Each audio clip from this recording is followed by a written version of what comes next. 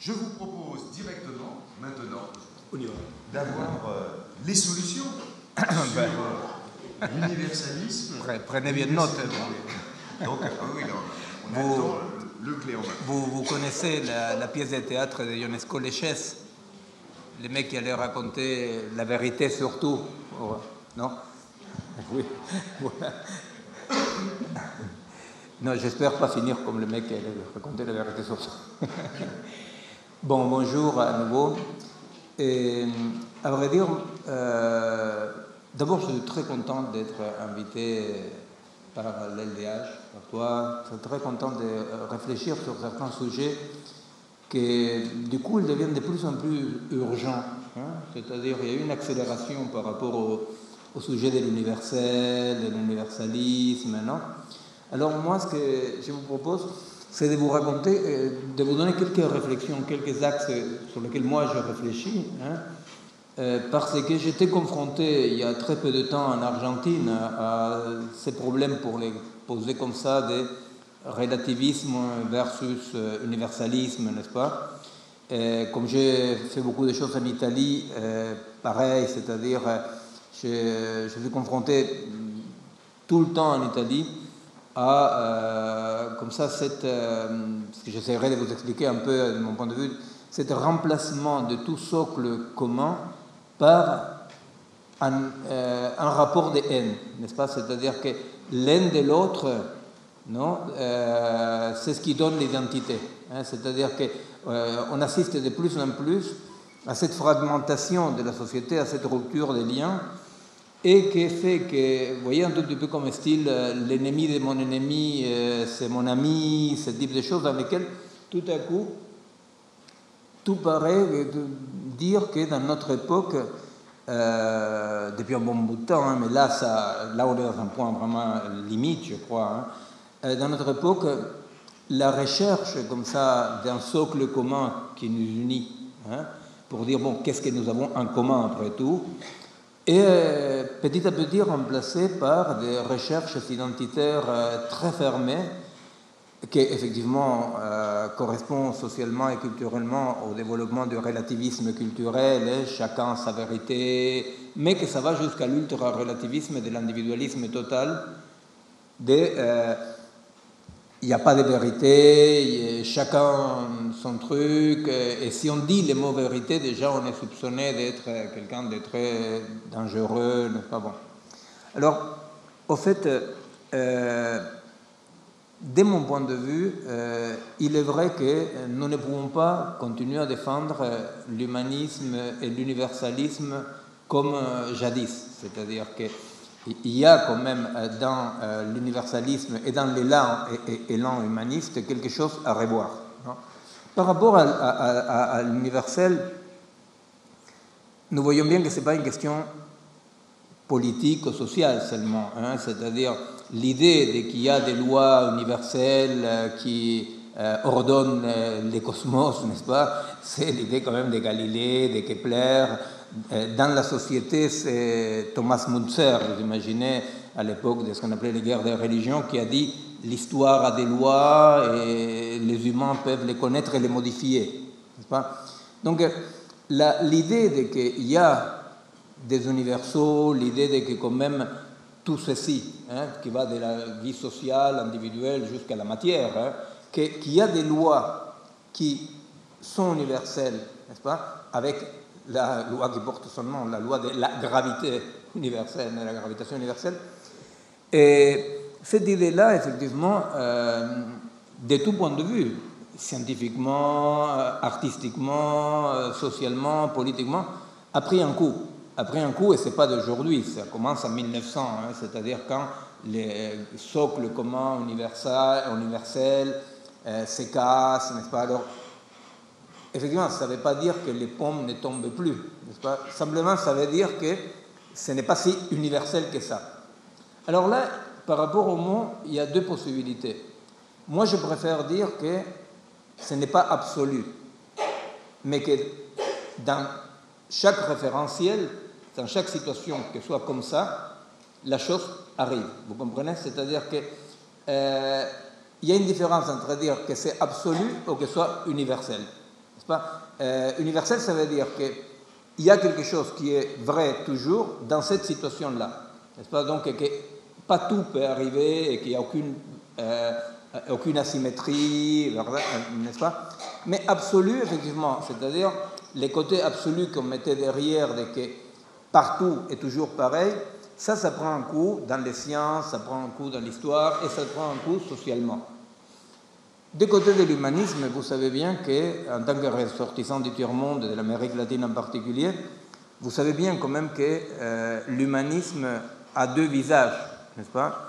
A le visage de, effectivement, la Déclaration universelle, la Ligue des droits de l'homme, etc. Mais il y a le visage de Fray Bartolomé de las Casas chez nous, n'est-ce pas? C'est-à-dire que c'est à l'époque où il y a cette controverse pour savoir si les Indiens étaient des humains ou des animaux. Alors le Vatican, toujours à l'avant-garde, dit mais c'est des animaux. Et il y a un petit frère, oui, qui dit, Fray Bartolomé de las Casas, qui dit non, ce sont des humains. Mais donc là, il va mettre un principe universel. Sont tous humains, mais qu'est-ce qu'il va dire, et que c'est une horreur, il dit, mais sont des humains à l'humanité non accomplie. Vous voyez? Donc, vu depuis le tiers-monde, l'humanisme a un visage pas très beau, vous voyez, parce que l'humanisme veut dire qu'on va t'accomplir l'humanité. Non, c'est-à-dire, alors, comme tu as l'humanité non accomplie, tu es un humain, aucun problème, mais on va te l'accomplir, l'humanité. Et vous savez bien comment ils nous ont accompli l'humanité. Heureusement qu'ils n'ont pas fini de nous accomplir l'humanité, sinon on ne serait pas là. Donc, c'est vrai que l'humanisme, depuis toujours, a ces deux visages. Et finalement, bon, depuis, on peut revenir dans la discussion qu'on souhaite, n'est-ce pas, avec vous, mais c'est vrai que finalement, même pour des motifs tout à fait progressistes, ici en France, ce principe universel, humaniste, etc., prend un coup quand Lévi-Strauss, pour des raisons tout à fait progressistes, il attaque les principes universels de l'homme universel. Il l'attaque pourquoi? Pour des raisons tout à fait progressistes, parce qu'il y avait son collègue et ennemi Lévi-Bruhl qui parlait des peuplades qui avaient une pensée pré-logique. Vous voyez? Et alors donc, Lévi-Strauss avance des arguments très costauds, n'est-ce pas, pour dire non, il n'y a pas de peuple pré-logique, tous les humains sont dans la pensée logique, mais avec des structures différentes et non transmissibles. On ne peut pas les traduire l'une à l'autre, vous comprenez? Donc, c'est vrai que depuis quand même quelqu'un comme Lévi-Strauss, qu'on ne peut pas soupçonner de réactionnaire ou de raciste ou quoi que ce soit, c'est vrai que c'est lui qui, dans la pensée européenne, va mettre cet élément sur lequel les relativistes de tout poil, comme Alain de Benoît à l'époque, n'est-ce pas, trouvent la base pour un nouveau racisme non racial. Vous voyez? Parce qu'après l'Holocauste, on ne peut plus parler de race. Et alors donc, Alain de Benoît va développer, vous vous rappelez, c'était le Club de l'Horloge, non? Le Club de l'Horloge avec le Figaro Magazine à l'époque, il y a 35-40 ans, ils ont commencé à développer ce nouveau racisme qui est un racisme différentialiste, mais qui dit, humain, on est tous humains, n'est-ce pas? Simplement, il y a des cultures tellement différentes qu'elles ne peuvent pas dialoguer et ils ne peuvent pas être intégrées. Bon. Alors, aujourd'hui, le relativisme culturel, il a les vents en poupe. Hein? C'est-à-dire, par exemple, c'est vrai que quand certains courants de l'islam politique, qui bien entendu ça ne veut pas dire terroriste, l'islam politique, c'est pas synonyme de terrorisme, mais c'est vrai que dans l'islam politique, il y a ce refus de cette idée que pour nous, LDH, pour nous, ça va de soi, mais quel est notre socle commun? C'est vrai que dans l'islam politique, il y a quelque chose. Non, il n'y a pas un commun. Tu es le tout autre, n'est-ce pas, le tout autre, non? Mais aussi d'une façon beaucoup plus sympathique, chez nous en Amérique latine, il existe ce relativisme-là avec les courants qui s'appellent la nouvelle décolonisation, vous voyez, les identitaires, qui petit à petit vont dire, et à moi, on dit de façon très contundente, on ne peut pas parler avec des Européens.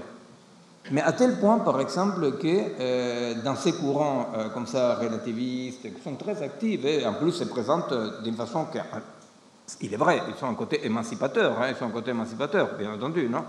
Mais, par exemple, ça va jusqu'à un niveau, je le dis comme ça, je ne sais pas, peut-être que vous êtes tous au courant, je vais vite là-dessus, mais par exemple, quand j'ai proposé une rencontre qu'on devait faire à Buenos Aires, là, le mois de novembre, une rencontre internationale avec des Européens et des gens de toute l'Amérique latine, ils m'ont dit qu'ils refusaient cette rencontre avec les Européens parce que même les femmes féministes européennes étaient des agents du patriarcat. Vous comprenez? Et par exemple, on ne peut pas, on me tolérait jusqu'à un certain point que j'ai cité des auteurs français ou européens, mais on veut décoloniser la pensée. N'est-ce pas? Alors, effectivement, il y a un côté, moi je ne connais pas personnellement l'islam politique, n'est-ce pas, mais je connais très bien chez moi, il y a des côtés qui sont des côtés très émancipateurs, très puissants, effectivement, parce que, sans doute, la meilleure chose qui est arrivée en Amérique latine dans ces, je sais pas, 40 dernières années, c'est le retour de la dignité indienne, sans aucun doute, n'est-ce pas? C'est fantastique, c'est-à-dire les Indiens, finalement, organisés dans des nations, dans des peuples, c'est quand même quelque chose de fantastique. Mais ceci va accompagner à la fois avec ce refus radical de qu'il puisse exister un socle commun. Bon. Alors, aujourd'hui, ceci va, vous savez très bien, jusqu'à dans tous les cas en Amérique latine. En France, je ne sais pas si c'est à ce point-là, mais en Amérique latine, ceci va dans une alliance que j'ai pris, j'avoue, longtemps à comprendre, parce que la réunion a échoué, j'ai pris longtemps à comprendre. C'est une alliance avec les groupes LGTB, comme on dit, les groupes lesbiennes, trans, etc. Parce que, effectivement, aussi, c'est une alliance que j'avoue, en toute amitié, que moi, je n'ai pas compris. Au départ, je n'avais pas compris. C'est une alliance un peu étrange dans laquelle, comme les groupes trans, n'est-ce pas, parlent de décoloniser, dans le sens, alors décoloniser dans cette acception-là veut dire se libérer de tout discours biologisant sur le sexe. C'est compréhensible, non? C'est-à-dire... Et alors, par exemple, dans la réunion qu'on a fait avec des gens de Chiapas, de la Bolivie, du Pérou, bon, qui sont venus, sauf les Européens, ils n'avaient pas le droit, et que, pour préparer la réunion, et que là tout a explosé. Par exemple, les délégués de Chiapas, deux Indiens de Chiapas, ils parlaient de langage inclusif, non? Et alors, bon, moi, vraiment bêtement, parce que c'était un Indien de Chiapas, non, qui parlait, alors il disait nosotros todos.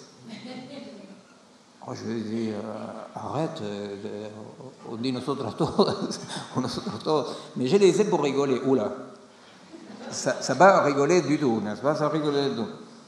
Et effectivement, ce n'est pas un manque de respect, c'est-à-dire chacun pense ce qu'il veut, sauf qu'il y a beaucoup de... Vous voyez, c'est-à-dire il y a vraiment une attitude quand même, pas tout à fait chacun pense ce qu'il veut. C'est-à-dire, alors moi, par exemple, j'assume, peut-être je suis absolument à côté de la plaque, mais les changements sociaux qui arrivent par de nouvelles langues, je me méfie. Moi, je préfère les changements sociaux qu'une fois que tout a changé, on finit par changer les mots aussi. Vous comprenez? Mais c'est ma position. Ce n'est pas que je vais imposer ou que je dis que j'ai raison. Mais c'est vrai que je pense qu'en général, il arrive ce qui est arrivé en Amérique latine à l'époque de la décolonisation, C'est qu'à un moment donné, San Martín, Bolivar, ceux qui luttaient pour l'indépendance, se sont rendus compte qu'ils avaient les mêmes drapeaux que les Espagnols. Donc, moi je pense que c'est comme ça. C'est-à-dire que les symboles, les drapeaux, les mots, c'est ce qui s'échange après que la réalité matérielle, mais c'est une position, hein, j'ai très peur, vous voyez, c'est une position, hein, c'est juste ma position. Mais dans tous les cas, pourquoi je dis ça? Je dis ça parce que c'est à quoi j'assistais dans cette rencontre loupée en Amérique latine et ce que je vois monter aujourd'hui avec M. Salvini en Italie, n'est-ce pas? Parce que le discours de Salvini, c'est un discours relativiste culturel. Vous voyez, c'est-à-dire Salvini, il dit on ne peut pas les intégrer. Vous comprenez? Et on ne peut pas les intégrer, non pas parce qu'il y a un gène aux couleurs de peau, pas du tout. M. Salvini, il n'est pas raciste. Simplement, il constate que l'islam n'est pas intégrable. Vous voyez, n'est pas intégrable parce que c'est une différence culturelle totale. Alors, moi, je milite beaucoup en Italie et je vais vous raconter un exemple, non? Mais l'idée, avant de vous raconter un exemple justement de cette confrontation, non?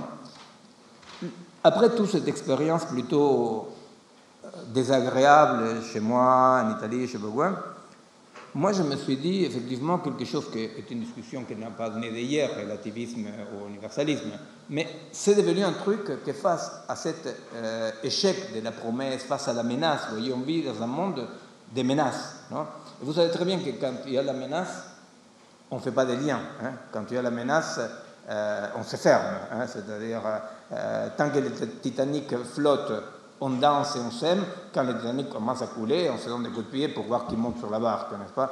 Alors, la menace, elle est totale. C'est vrai qu'on vit dans un monde de menaces, quoi, hein? C'est-à-dire, c'est vrai que c'est très compliqué aujourd'hui d'être un jeune, hein? C'est-à-dire d'être parent des enfants petits, parce que ça fait peur. Hein? C'est-à-dire, je ne sais rien, par exemple, quand vous pensez tout bêtement qu'en 40 ans, 60% des espèces vertébrées ont disparu. Vous dites, oh merde, quand même, vous voyez, parce que tant que les niches écologiques se dégringolent par des micro-organismes, ça ne se voit pas, vous voyez. Ça se voit, oui, parce qu'il y a des maladies émergentes, réémergentes, se voit, mais ça ne se voit pas. Mais donc, il y a des menaces, il y a des vraies menaces, c'est-à-dire, c'est vrai que au-delà de toute idée catastrophiste ou apocalyptique, c'est vrai qu'il est difficile de dire que non, que tout va continuer pareil, que la désertification, n'est-ce pas? Il y a des menaces. Alors, les menaces, il est important de se rappeler parce que les menaces sont l'élément matériel et la puissance matérielle qui casse les liens. Hein? C'est-à-dire chacun pour soi, vous savez bien, c'est ce qu'on appelle d'une façon d'une boutade les grands secrets du grand de ce monde. C'est quoi les grands secrets du grand de ce monde? C'est que demain n'aura pas pour tout le monde, n'est-ce pas? C'est-à-dire, et alors donc, voilà, ils disent demain il y aura, mais qu'est-ce qu'il n'y aura pas? De l'eau, des terres cultivables, de l'air pur, vous voyez, de la bouffe pas contaminée. Donc, effectivement, ce que je veux dire, c'est qu'on n'est pas là dans une discussion, de mon point de vue, quand on parle de l'universalisme aujourd'hui, on n'est pas dans une discussion théorico-théorique sur le concept. La question de l'universalisme attaqué et la question de l'émergence et la poussée très forte des relativismes, voire de l'individualisme comme ultra-relativisme, correspondent, de mon point de vue, à cette réalité de la menace dans laquelle nous vivons. Hein, la réalité de la menace dans laquelle nous vivons. Alors, de ce point de vue-là, moi, je crois que, je vous le dis comme ça pour après discuter un peu, moi, ma position, ça serait plutôt de dire que nous devons essayer de trouver de nouvelles façons théoriques et pratiques de construire le commun. Que la question est le commun. Comment on construit le commun? Et je pense, c'est l'exemple que je vous donnerai après, hein, je pense que le commun se construit conflictuellement et en situation. Je ne pense pas qu'aujourd'hui, ce soit souhaitable de vouloir à tout prix sauver le vieux universalisme entier, comme ça. Non? Je pense qu'il faut questionner le vieux universalisme, qu'il ne faut pas céder au relativisme, parce que le relativisme, effectivement, c'est pas seulement le racisme, c'est pas seulement la guerre de tous contre tous, mais en plus, d'un point de vue logique, c'est une stupidité, parce qu'effectivement, les relativistes, vous savez, c'est la loi du relativisme, c'est tout est relatif sauf ce que je te dis là, non? Alors, effectivement, les relativismes, chaque relativiste se comporte comme un micro-universaliste. C'est ça la vérité. La vérité, c'est que le relativisme, ce n'est pas la multiplicité joyeuse de Deleuze, vous voyez. Le relativisme, c'est des micro-universels pour lesquels il nie l'altérité de l'autre. N'est-ce pas? L'autre, elle est le tout autre, mais ça ne veut dire pas l'altérité. Moi, je crois, alors je vais vous donner un exemple, avant de développer un tout petit peu la question de cette commun situationnel.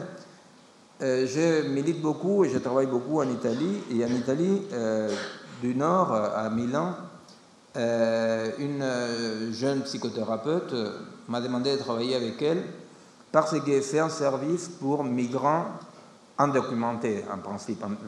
Undocumentés parce qu'ils ne demandent pas les documents, alors ils viennent sans documents, non? Et, sans papier, pardon, excusez-moi. Et alors, elle se voit depuis quelques années confrontée au problème de l'excision et de l'ablation. Parce qu'ils arrivent des dames africaines que soit elles sont excisées, soit qu'ils veulent exciser leurs filles. Et alors, cette femme, pour moi c'est un exemple de cette situation vraiment exemplaire pour dire ce que je veux dire. Hein. Cette femme, cette jeune thérapeute, la première chose qu'elle a fait, c'est qu'elle a dit, son service l'a suivi, elle a dit, nous ne pouvons pas adopter une position classiquement universaliste de dire c'est mal et tu ne dois pas faire l'excision comme ça en général. Pourquoi elle l'a fait? Pour des raisons très pratiques, vous voyez. Parce que si elle dit c'est mal, les femmes ne viendraient plus, vous voyez, c'est-à-dire ne viennent plus. Et ce n'est pas qu'un service de psy, c'est un service de médecine, c'est un service... Bon. Donc, si elle se met dans une position c'est mal, non, et elle sauve sa conscience, elle est tranquille avec sa conscience, vous voyez, je sais pas quoi, mais plus encore, à chaque fois qu'on a fait des tentatives, je parle de ça parce que c'est quand même fort, hein, là on n'est pas en train de dire il prend du maté, l'autre prend du thé, on est en train de parler d'excision d'ablation quand même, non? Alors, toutes les fois qu'on agit directement avec la loi, qu'on interdit, je ne sais pas quoi, qu'est-ce qu'on a réussi à faire? Comme toujours, on a réussi à faire de cette horreur un drapeau d'indépendance. Vous voyez? C'est-à-dire, ça, vous le savez très bien. Vous arrivez n'importe où, comme je me souviens quand les Soviétiques avaient envahi l'Afghanistan, c'était pour libérer les femmes, vous vous rappelez? Après les Américains, apparemment les Soviétiques n'avaient pas assez libéré, les Américains sont arrivés aussi, ils voulaient libérer les femmes. Bon, très, très malheureusement, tant de bonnes intentions, les femmes afghanes restent dans la merdouille, mais bon, c'était pour libérer. Bon. Alors, le problème, c'est qu'il ne faut pas faire ni les Soviétiques ni les Américains, c'est-à-dire, ça ne marche pas. On ne peut pas libérer les gens malgré eux. Pourquoi? Pour une raison très simple, c'est que quoi que ce soit comme horreur, même l'ablation, même l'esclavagisme, même tout ce que vous voulez, si dès l'extérieur on impose ça, cette horreur-là se transforme dans des drapeaux d'indépendance. Vous voyez? Ça, il n'y a pas l'ombre d'un doute. C'est-à-dire, si de l'extérieur on veut imposer ça parce que vous êtes des sauvages, vous ne savez pas, la pratique, quelle qu'elle soit, même la plus horrible, se transforme dans un drapeau d'indépendance. Alors donc, dans ce service-là, ils se sont dit, d'abord pour une question donc pratique, qu'elle voulait recevoir les sans-papiers, et deuxièmement parce qu'ils ont dit on n'a pas envie d'être des libératrices malgré vous. Alors, qu'est-ce qui s'est passé? Elle est passée vers elle a proposé à son service, pas seulement des psy, mais aussi des toubibs, qui étaient très étonnés, non, somaticiens, quoi. Il a imposé la lecture, il a proposé, la lecture de Toby Nathan, l'ethnopsychiatrie. Alors vous savez, Toby Nathan, dans l'ethnopsychiatrie, certainement de très bonne volonté, c'est le relativisme culturel. Non? C'est-à-dire, c'est chacun sa culture, chacun ses principes, je sais quoi. Alors, il y avait quelque chose qui marchait, il y avait quelque chose qui fonctionnait, mais dans le service, ils n'étaient pas d'accord. Parce que ça voulait dire, donc, chacun sa culture, ça veut dire quoi? Ça veut dire que nous assistons Pourquoi est-ce que... Parce que, d'accord, une chose, c'est pas écraser les femmes africaines qui venaient dans les services. Et autre chose, c'était, pour cela faire, accepter d'écraser les femmes italiennes qui étaient dans les services. Vous comprenez qu'elles devaient accepter une horreur comme ça faite sur les femmes, n'est-ce pas? Alors donc, ils se sont dit, ni l'universalisme comme ça, boum, mais le relativisme non plus. Et là, on a commencé à travailler ensemble. Et alors, la seule chose qu'on a trouvée, que ce n'est pas une solution, comme ce que tu disais au départ, c'est de dire, dans ces services, on va faire un effort pour créer un socle de conflictualité commun. C'est-à-dire, tout le monde est au clair. Tout le monde est au clair que c'est une horreur, qu'à chaque fois qu'une jeune demande qu'on protège sa fille, on la cache, n'est-ce pas? C'est-à-dire que c'est clair même que ça va jusque-là. Mais c'est clair pour tout le monde. C'est-à-dire c'est clair que si jamais la fille ou une jeune maman dit on va la cacher, n'est-ce pas? À l'instar de ce qu'on fait ici avec RSF, c'est-à-dire des circuits de solidarité. Mais on n'impose pas, n'est-ce pas? C'est-à-dire, donc on a créé une sorte de socle de conflictualité dans lequel, petit à petit, on a dit faire société, finalement, signifie faire société dans le conflit. Parce qu'il n'y a pas trois possibilités. Soit l'affrontement, n'est-ce pas? Salvini. Soit la paix sociale ou le conflit. Il y a deux possibilités. Soit j'accepte de faire société dans la conflictualité avec l'autre, n'est-ce pas? Ça ne veut pas dire accepter ni aimer les pratiques de l'autre. Mais ça veut dire que, comme dirait Héraclite, les conflits est le père de toutes choses, n'est-ce pas? Soit vraiment on accepte des niveaux de conflictualité, que ça signifie ne pas tomber dans le piège de dire je suis d'accord avec telle pratique de l'autre, vous comprenez? Soit on est dans l'affrontement. Il n'y a pas trois possibilités. Il n'y a pas la paix sociale, parce que c'est la paix des cimetières, vous voyez? C'est-à-dire que, donc, moi je pense que, on l'appelle comme on veut, parce que pour moi ce n'est pas une question sémantique, soit on peut l'appeler un nouvel universalisme, un nouvel humanisme, soit on peut l'appeler plutôt un socle social, pour moi c'est plutôt une éthique situationnelle. Je crois vraiment que dans l'époque historique qu'on vit, le seul horizon d'engagement, de production de communs, de trouver des réponses, il est situationnel. Situationnel, ça ne veut pas dire petit, situationnel, ça veut dire que ce n'est pas le programme général, n'est-ce pas? Alors, je donne cet exemple pour expliquer un tout petit peu et répondre à l'invitation qui m'a été faite par vous de faire une petite réflexion en voix haute par rapport à la question de l'universel. Moi, je crois qu'il existe une attitude, on ne va pas banaliser les mots terroristes parce que c'est bête, n'est-ce pas, mais une attitude violente, vraiment, de refuser les conflits dans la société. De dire tout celui qui est en conflit, il est dehors, vous voyez. Alors, le problème, c'est que la démocratie devient, comme petit à petit est devenue la démocratie italienne, parce que pour que Salvini arrive, il a fallu quand même Berlusconi, il a fallu Renzi, n'est-ce pas? C'est-à-dire que la démocratie italienne est devenue un gruyère, vous voyez, c'est-à-dire que la forme y est, mais dedans, il n'y a que des trous, n'est-ce pas? Et alors, effectivement, pour que Salvini arrive, il fallait ça. Mais qu'est-ce qu'il a fait? Qu'est-ce qu'il a fait Berlusconi, Renzi, qu'est-ce qu'il a fait? Ben, ils ont éliminé le niveau de conflictualité dans la société, vous comprenez? C'est-à-dire qu'ils ont criminalisé la contestation, imposer cette sorte de diktat qui dit à chaque fois que tu contestes, tu dois avoir un programme de remplacement. Ben, ça, il ne faut pas accepter ça. Vous voyez, c'est-à-dire quelqu'un qui conteste quelque chose, non? Qu'est-ce qu'on va dire? On va dire ah, la contestation. Mais quand est-ce que vous êtes positif? Vous devez proposer quelque chose en positif. Moi, je pense qu'il faut, au contraire, savoir qu'il y a un niveau de conflictualité dans lequel on s'oppose sans pour autant être obligé de se mettre à la place du calife, vous voyez, pour un nouveau programme. Je pense qu'il faut revendiquer la négativité, de dire, voilà, comme dans la vieille dialectique, n'est-ce pas, le moment de la négativité, de dire, ça pour nous, ça ne va pas. Et qu'est-ce qu'il faut faire? Ben écoute, mon pote, toi tu as tout fait pour être là-haut. Nous, on t'empêche de faire ça. Alors tu t'arranges. Vous voyez? C'est comme quand tu nous dis, à RSF, on m'a invité pour parler dans la presse, des trucs comme ça. Ils disaient, mais vous êtes pour que tous les Africains viennent ici? Écoutez, vous exagérez le côté intéressant et séducteur de la France, non?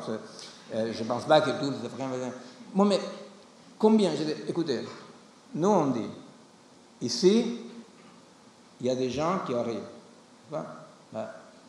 Alors, le problème, c'est non pas de la migration, c'est un problème de l'accueil.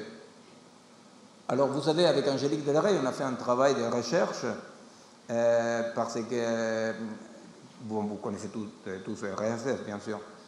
Vous connaissez tous RSF. C'est la langage inclusif. Alors, nous, qu'est-ce qu'on a fait? Nous, on a dit, finalement, les petits mômes qu'on vient chercher à la porte de l'école, vous vous rappelez les trucs Sarkozy, c'est pas ça le problème, on a dit. Parce que c'est très minoritaire quantitativement. Le problème, c'est tous les petits Français qui restent et qui voient que des flics amènent les mômes avec leurs parents. Vous comprenez? C'est un tout petit peu, moi, fils d'une Française juive, n'est-ce pas? C'était une question que je me suis posée, mais qu'est-ce qu'ils ont pensé? Les copains de ma maman, heureusement, elle est partie en Argentine. Mon grand-père, elle a pu la sauver. Mais quand même, soit elle n'était plus là parce que, heureusement, comme ma mère, elle pouvait partir, soit elle n'était plus là parce qu'ils n'étaient plus là, n'est-ce pas? Alors, moi, j'ai dit, mais merde, le problème, c'est les Français non juifs. Le problème, c'est, mais comment ils sont restés? Parce que cette idée de qu'un enfant peut voir disparaître comme ça des copains et que rien ne va lui arriver. Donc moi, j'ai travaillé pendant 30 ans en pédopsychiatrie, on a fait un travail un peu en pédopsychiatrie, une enquête en disant, mais d'accord, les petits métèques, oubliez-le. Mais qu'est-ce qui se passe avec tous les petits Français qui restent et qu'on rend complices malgré eux de ça? Vous voyez? Donc le problème, c'est un problème de l'accueillance, de l'accueil, pardon. Je viens d'entrer l'Italie. Et le problème, c'est le problème de l'accueil. C'est un problème de quelle France nous voulons, n'est-ce pas? Et moi, je pense que quelle France nous voulons, c'est pas une blague de le dire avec mon accent. Quelle France nous voulons, c'est que nous sommes là, quoi. Et alors, une fois encore, il n'y a pas trois possibilités. Il n'y a pas, soit on les met dehors, soit on criminalise la solidarité, soit tout va bien, soit les conflits. Non. Vous voyez? Il y a soit on accepte l'affrontement, soit on accepte la conflictualité. Et la conflictualité, ça veut dire quoi, pour revenir à ce que je disais? Quand on me demande, mais quel est ton programme? Combien de gens tu veux accueillir?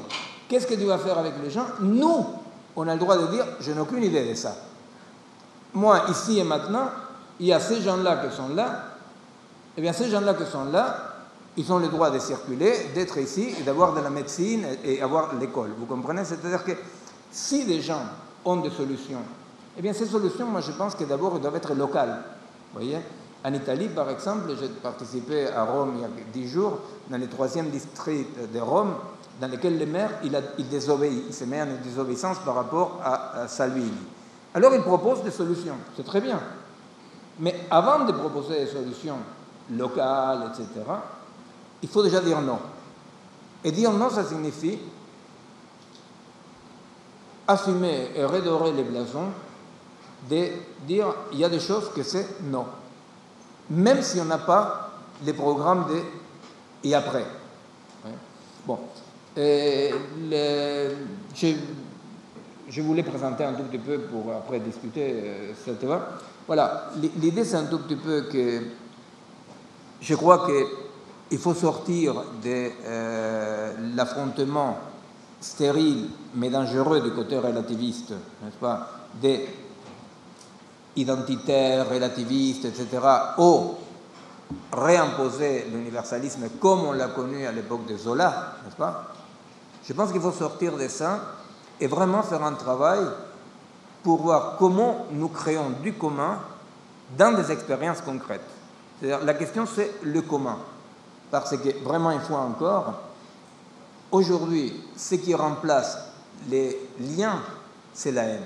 C'est-à-dire, chacun cherche son identité, chacun sa communauté, chacun dans sa communauté, sa micro-communauté, n'est-ce pas? Parce qu'effectivement, comme je disais tout à l'heure, dans un monde écrasé par la menace, eh bien, la question de l'identité et la haine, je vous assure, d'un point de vue psy, c'est très très clair.